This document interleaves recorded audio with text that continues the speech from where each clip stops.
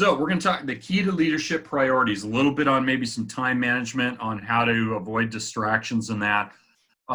Number one, working smarter has a higher return than working harder. And I think anybody, if I ask the question, who would rather work smarter than harder, we'll probably get everybody to raise their hand, because I'm not that ambitious. I'd rather work smarter than harder. But you have to have a disciplined use of time, and everybody else wastes time can give you the edge. So if you can work smarter versus working harder, as you've heard it said, if hard work were the key to success and whatever, manual labor, no slam against manual labor, they'd be multimillionaires. Well, they're not. At some point, you have to blend with a strong work ethic with being able to work smarter. And I think, Val, we could talk about this maybe for a minute, but using social media as a platform to leverage, that helps us certainly to work smarter. I don't have to go out, and right now with COVID-19, it would be really hard to go out and try to reach all these people, though I'm at the point now with the shutdown, I actually want to get out and start talking to people. But working smarter versus harder, it has a higher return. I think we're all for that, right? Yes, absolutely. Leverage, first off, using technology, working a little smarter, you leverage your time. You can multiply your return. And this is one of the things that we really experience in our industry, is actually a geometric return of productivity. You put in 1 unit of productivity, you receive a geometric unit of productivity. So it literally multiplies your time. Yeah, awesome. Number 2 here, you can't have it all. I think I heard Stephen, what was the guy's name? Comedian, years ago said, you can't have everything. Where would you put it?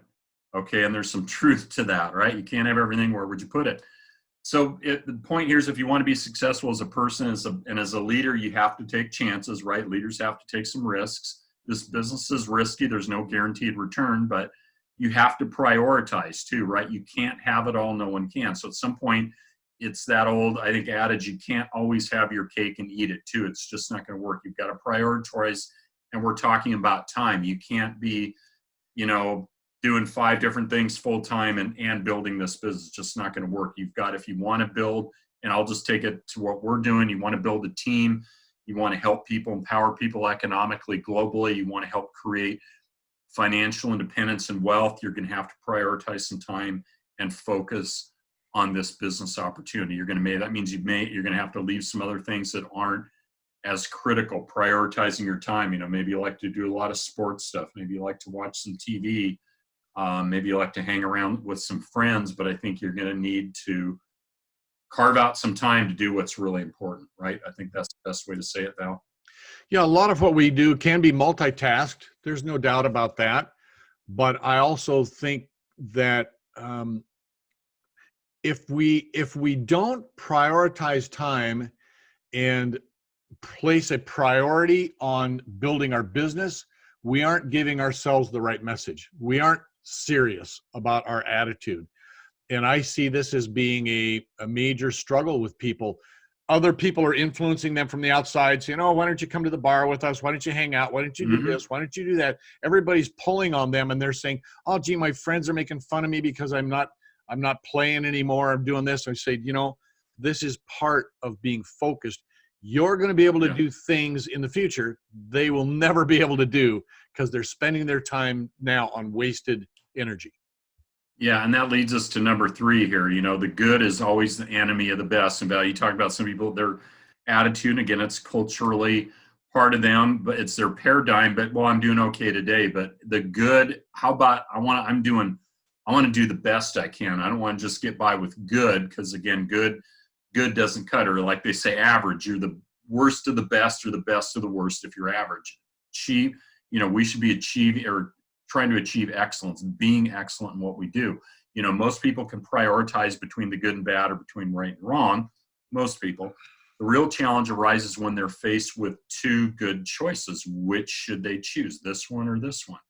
Remember that the good must sometimes be sacrificed for the best. What's the best use of your time? Yeah, you could go see Aunt Sue and Uncle Bob here, nothing against them, or you can spend some time doing this. You have to prioritize your time. What you do is what you're doing, and this will kind of lead to the last question, is it going to lead you toward your goal? Again, you've got to have goals that you want to achieve. None of this is going to work if you don't have any goals, by the way. So time management priority, if you have no goals, there's really no reason to prioritize anything. But if you have clearly written goals, you know where you want to get, or you got a strong vision, then this is how to help fine tune it and spending time. You know, I think one of the best things that I learned in this business is to operate our family more like a business. And I know that sounds weird. I know it sounds mercenary, but to sit down every week and have calendars and say, okay, what are we doing this week? Okay, you know, Susie's got a softball game and Johnny's got a basketball game. There you go. But I think it goes beyond that. It's not just your to-do list. It's sitting down as a family and saying, okay, how are we working all this stuff in? And you prioritize where you're going to spend your time, family, business, church, whatever. And then you start putting in that calendar. That becomes your calendar for the week and for the month. Yeah. And as a family, then what that does is it gives each person in the family the feeling, wait a minute, I'm being respected. They're devoting time and planning some for me. And I think that that's an important thing for people in a business. And the other thing that I see here that I think comes out to what you just said, in this business, it's a little different from many other businesses, is that there's so many different tools and platforms and social media things that we can do. It's like this huge array of different things that we can do. Right. And I see people sometimes looking at that going, well, I want to get really good at this, and I want to get really good at that, and I want to get really good at this thing over here. And I can do all of these things. And one of the messages that I try and give to my team is, look, first master something. Have a tool, have one thing that you are building your business and your financial future around, and master that. It's not something that you're going to do in a month or 6 months, probably. Right. You're building into it, but get that under control. Get your income stream based on one tool, one system, whatever term you want to use. But if you're trying to do Facebook and YouTube and Pinterest and this and that and something else, you're going to do all of them okay or mediocre. You're not going to be really awesome at one of those. And that's that old adage we hear here in America, jack of all trades, master of none. Okay, so get good at one thing. I've been doing this, Val, for actually a little more than a year now. I think I've got Facebook down pretty good, but this is all I do too. I've got YouTube down reasonably well. I've been on LinkedIn for 10 plus years now, so I think I've got that down. But he's absolutely right, guys. Focus on one thing, get good at that, get competent at it, and then you can start adding some of these other areas too. You don't want to be mediocre at a bunch of things. Get good at one thing, and then you can start focusing on and spending some time with other stuff. And as you become really, really good at that one thing, really proficient, and it's really paying off for you. Now, proficient doesn't just mean, hey, I'm pretty skilled at that. It means you've gotten it to the point where it's paying off. Then you are also gaining the experience to be able to step back and look at these other platforms. And I'm going to kind of carve YouTube out of that a little bit. YouTube is something that you can develop. It Facebook and YouTube together, they fit each other pretty well. But what I'm suggesting is then you have a business platform. You're moving. It's doing. You can sit and you can look and evaluate what is going to be your return from these other tools, these other systems of marketing, and then make a decision on which is the next one that you want to adopt.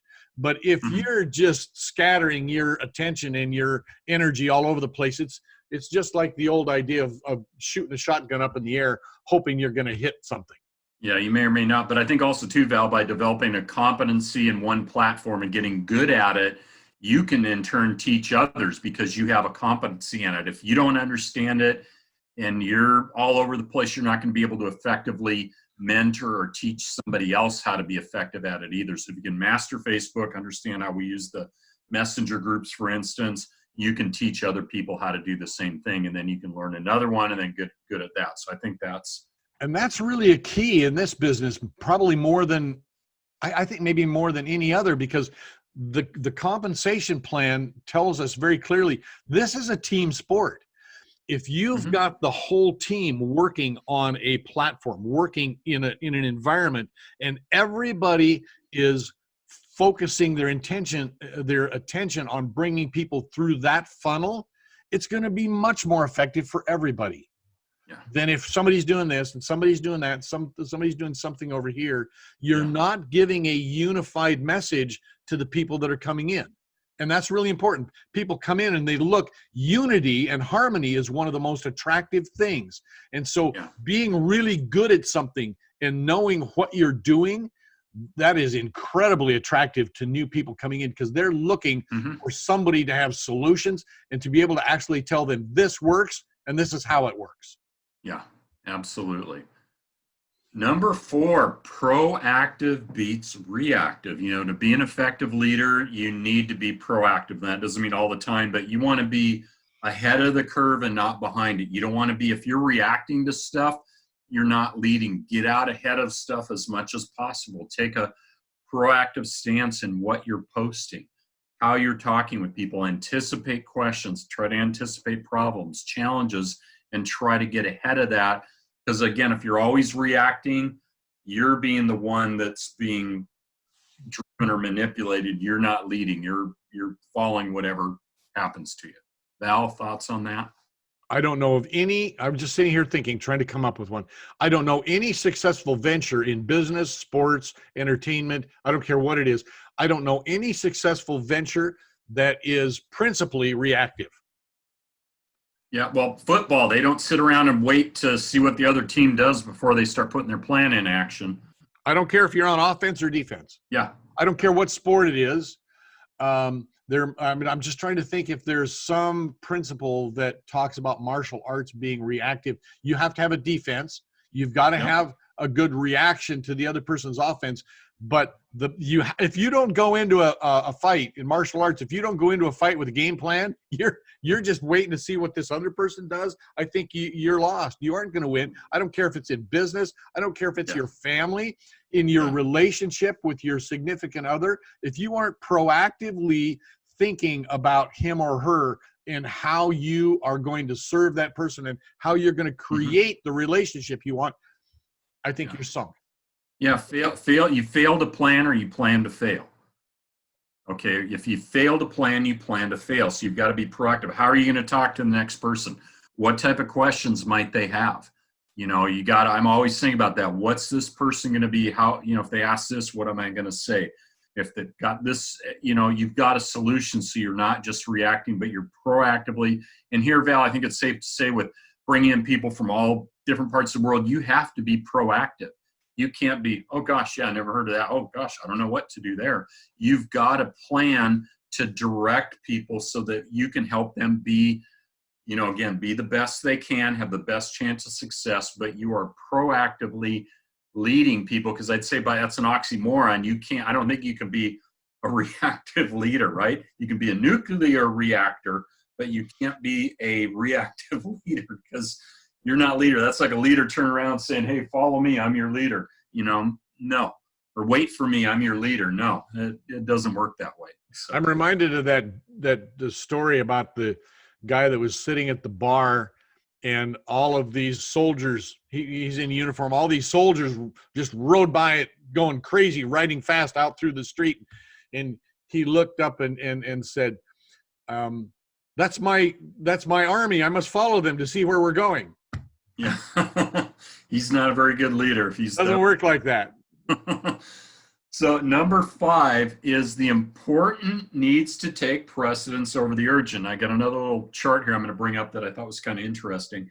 Having a strategy, you need to have a strategy for evaluating your daily to-do list by priority. That's invaluable. Otherwise, we could all be driven by the urgent. This comes up, that comes up. We see it all the time. I don't know if I'll talk about specifics on this, but You need to focus on the important tasks, and those have to take precedence over the urgent. We hear this, and I'm going to bring this up, the tyranny of the urgent. We have to stop being led by the tyranny of the urgent and stay focused on the important. And this I thought was really helpful. I like this one. The Eisenhower Box. I didn't know it was Eisenhower. And guess what? Dwight Eisenhower, the 34th President of the United States, a decorated World War II commander. He was commander-in-chief of the Allied forces in Europe. He said, what is important is seldom urgent, and what is urgent is seldom important. Think about that. Now I'm going to repeat that. What is important is seldom urgent, and what is urgent is seldom important. Interesting.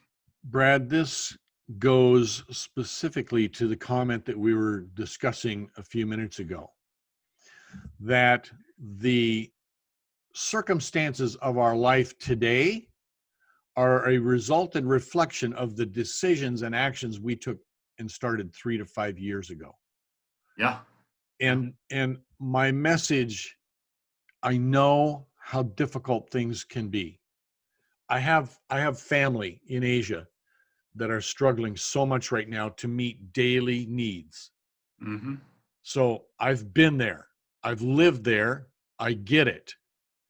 But if they don't take time right now and deny the tyranny of the urgent, they will continue to be subject to the tyranny of the urgent in 3 to 5 years. They have to be sowing the seeds of the long-term durable solution today in order to be in a situation where the next one in 3 to 5 years or 10 years, it's not tyranny of the urgent anymore, because they've prepared and planned for it, and it's just something that's there. Are you racing to get finished with the comment? I've got one more thing I wanted to share with that. Go ahead. All right. I learned something yesterday that I thought was really interesting. I was, I'm connected to a lot of business people around town. I'm still active in the business community there. One of the industries that's been booming in the last few months that you would never guess, I'm just guessing you would never guess this: luxury boats, yachts. You know why? They got money, they want to get out and do something. I guess you can do that and not social distance, right? Well, you can't work in the office. You can't travel on land and stay in hotels and things like that. So people are sitting, well, what am I going to do for the next few months? Oh, people that have money, I'm talking about. Now, there's not maybe a lot of those, but 100,000 of those people around the United States can drive an industry crazy. So they're sitting there looking and saying, I've always wanted to get a big boat, but I never felt like I had time. I'm being forced to have time now. I'm going to go buy a yacht and just go check out and cruise around for the next couple of months. That's the life I want our people to have. That's the life I want my family to have, is the life that says, oh, world disaster, I'm going to make sure my family and my community is taken care of. Yeah, I've got money set aside to be able to handle that. And you know what? I'm just going to go check out and lay on the beach for 6 months. I'm going to fly to my house in the Philippines, or I'm going to fly to my beach place and wherever. I'm going to get up. I'm going to go buy a big boat, and I'm just going to go hang out in my boat for a while, lay in the sun. Yeah. But you got to make those preparations today, and you've got to discipline yourself to actually do the work today that's going to be paying you to be able to afford that kind of a choice. If money is just choices. Okay. Sorry, I went on a rant. Go ahead. No, Val, I'm just going to go through this box real quick, but you see this box, four boxes in it. You got the urgent and the important up here, and that's the do. You want to do it now. And I would say with our business, like you're talking about, you're doing income producing activities every day. You're reaching out to contact people. You're following up with people. Okay. And I'm not going to go really in depth in this, but that's stuff we need to do every day. That's both important and urgent for our business. So again, you have to have goals. You have to have a vision of where you're going, because if you don't, then what do you do? So you need to know, but we need our important and urgent is business related, and it's income producing activities. I'll just leave it at that. Then you got the next box here that's not urgent. However, it's important. So you've got to decide, maybe schedule a time to do it. Exercising. I'm exercising probably 5-6 days a week, but I'm doing that after I get my important and urgent stuff done, but I'm scheduling that in, calling family and friends, not doing a lot of that, researching articles and that. Yeah, I do that when I'm done with the important and urgent stuff and long-term business strategy. Okay. Now some of this is more geared to if you're in the, running the United States or corporation, delegate. My wife's not as involved in business, maybe Val with you, AMS is, but who can do it for you? If it's something I can find where I need to focus on this important and urgent, then I'm going to delegate. If we got interviews, okay, if you're in a company, we're not, but something my wife or maybe AMS could take care of. Booking flights, if I'm going to do some travel, approving, comments. Now here's what's interesting. This is what I did. I found this kind of interesting. I was invited to be a moderator on the Ghana Entrepreneurs in Business owner's site, and it pretty much gives me leeway. And I'm going to tell you two things about it really interesting because I can't really delegate it. But one, they don't allow outside opportunities. So guess what? I don't post stuff about my opportunity.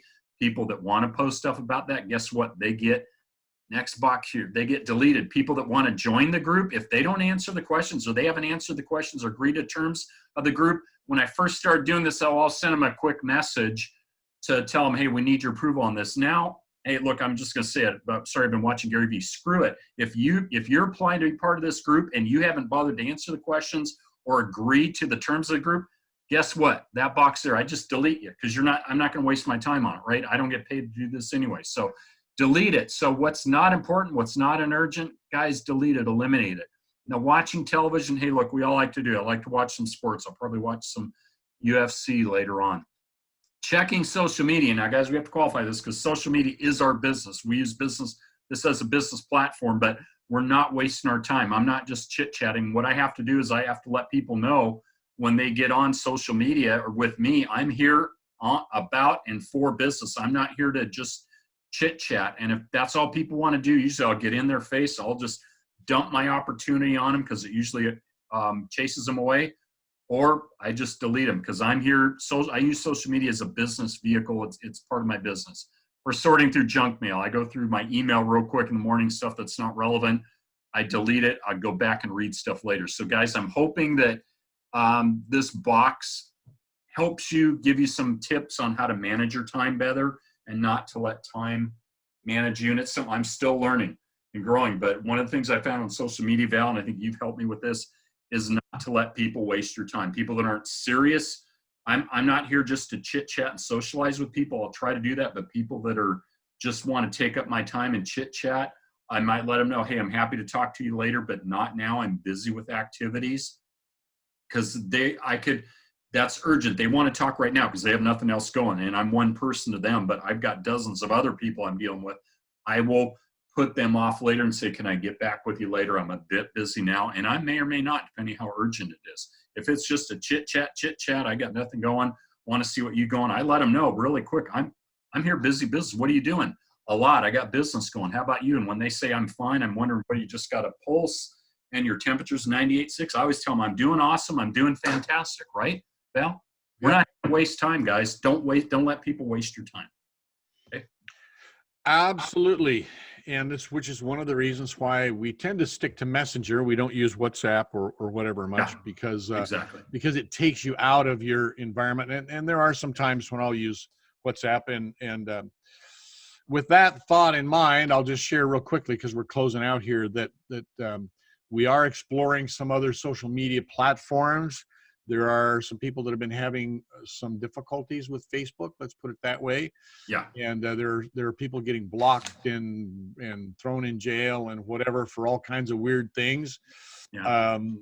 Mostly having to do with nothing. And I know quite a number of people that have moved off of Facebook. Facebook is still a tremendously powerful tool for us in both in terms of social and business. Not planning on leaving Facebook, but I think as a team, it would be good for us to explore some other apps. And I've started a MeWe account because quite a few people in doing research, quite a few people that I know and have looked at have moved some of their activity over to there. So we might take a look at that, might take a look at doing more things on WhatsApp in some ways. Anyway, so I'm just throwing that out there so everybody knows that we are actively trying to keep on the leading edge of all kinds of technology developments. Yeah. So anything else to add to that, Brad? I think that's it, man. Thanks for your time, guys. Those of you who joined us, I hope what we provided was of value to you. Obviously, that's our goal, really, is to provide value, to be real with you, to talk about real events, but always to provide a solution. We're not here just to rant about stuff or criticize or condemn. Hopefully, we're not doing that, but to provide you a real solution for what's happening in today's economic environment and how you can prepare and be ready for the next time it happens, so you're not sitting there going, you know, what's going on, or, oh my gosh, no, you're ready for it because you were prepared and you took action. So take action on what we're saying today, guys, because it will help you. Reach out to Val or I if you have questions. We're here to help you. Okay? Absolutely. And remember, the world belongs to those who make their dreams come true. Absolutely. Guys, have a great day. We'll see you on the beach. Bye-bye.